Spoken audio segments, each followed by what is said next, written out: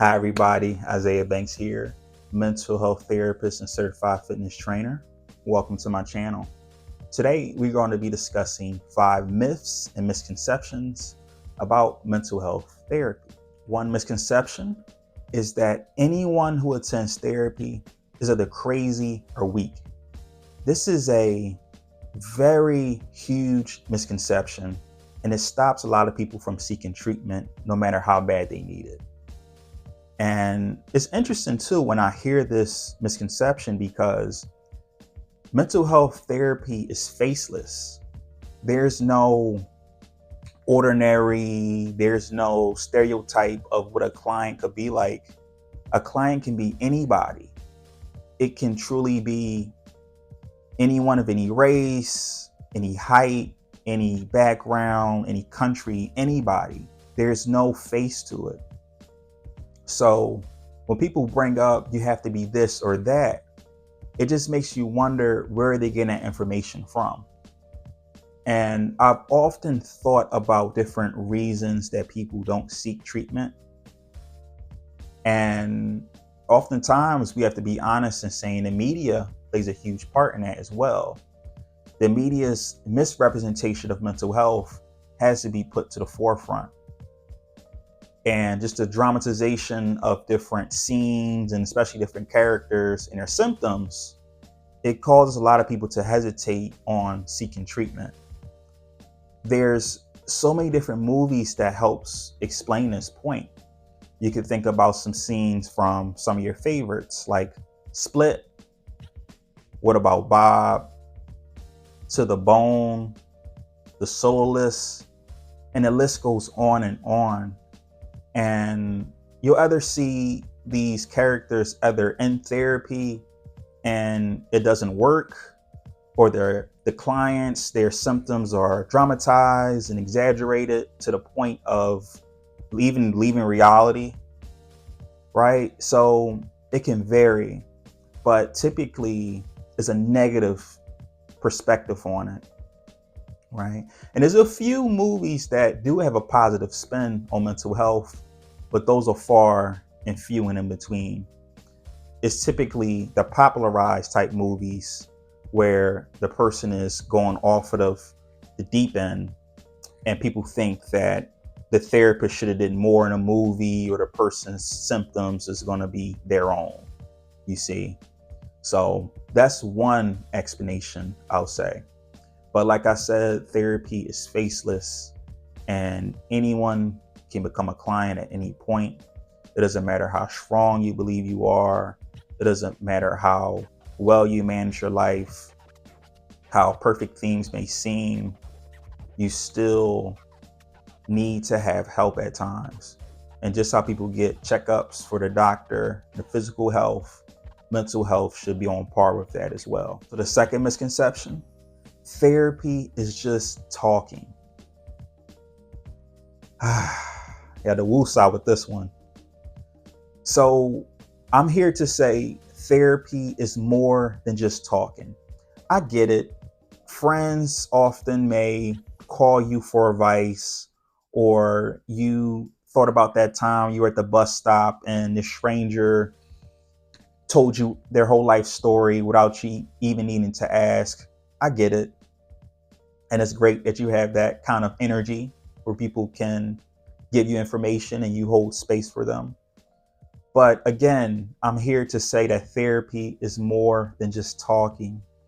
As professionals, we often go into sessions with a certain plan. I have a certain structure.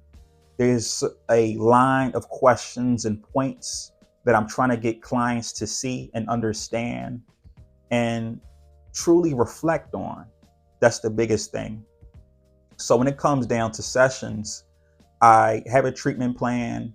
Even in supervision, we discuss the utilization of treatment plans and the importance of following them because it gives you organization and it gives you that flow in session.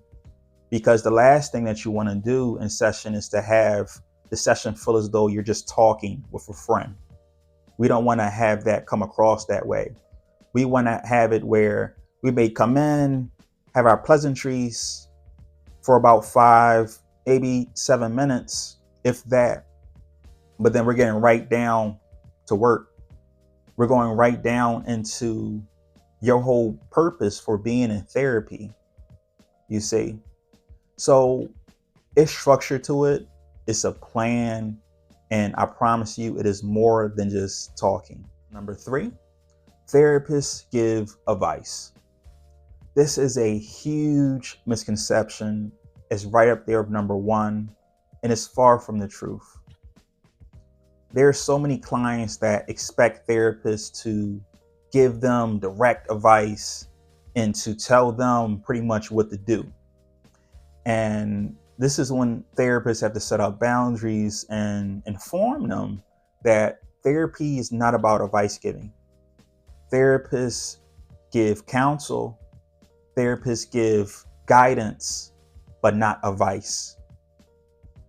And it makes sense, because if you are the client and you expecting me to be a third party member and I give you the wrong advice, who's liable? How would you feel when that advice I gave you was the worst advice? You see, you wouldn't look at me so well. And that's how it is, right? That's why when it comes to sessions, clinicians have to help clients process and reflect on different points themselves. Because ultimately, it's your life as a client. Your life is the one we're focusing on. So you have to make sure that you have the tools in order to make the right decisions. And the therapist will help you with that. But you're the one who has to actually do the work. It's almost like when you're building a house for the first time, you laying that foundation down. The therapist will help you with putting the floor together.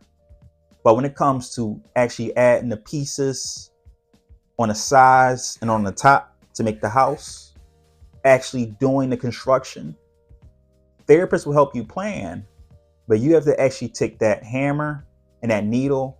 You have to actually do the work. That's the whole point of therapy. Number 4, therapists can prescribe medication. No, therapists cannot prescribe medication. That is only for psychiatrists. And depending on the state, there is even some psychologists that can prescribe medication, but typically it's just psychiatrists. So me as a therapist, I cannot give any medication. I cannot write any scripts. There's so many people who have asked me in my personal life to write scripts, and the answer is no. First of all, even if I could, it still would be no. But also 2, I'm legally not allowed. I just couldn't do it anyway. So that's something that people have to be mindful of, is that if you want someone to write a script, typically they have to be medically based. They have to be more so in the medical setting, in that forum, you could say, because when it comes to counseling, it's a whole different structure. And people typically don't know the difference, but that's how it goes. It's like your doctors versus your therapists. That's kind of how you could look at it to a certain degree. Number 5, therapy is not affordable. So I have to be honest, this is one that's half true, half false. I'll go into the false part first. So what people say is unaffordable, people typically expect therapy to be a certain price per session.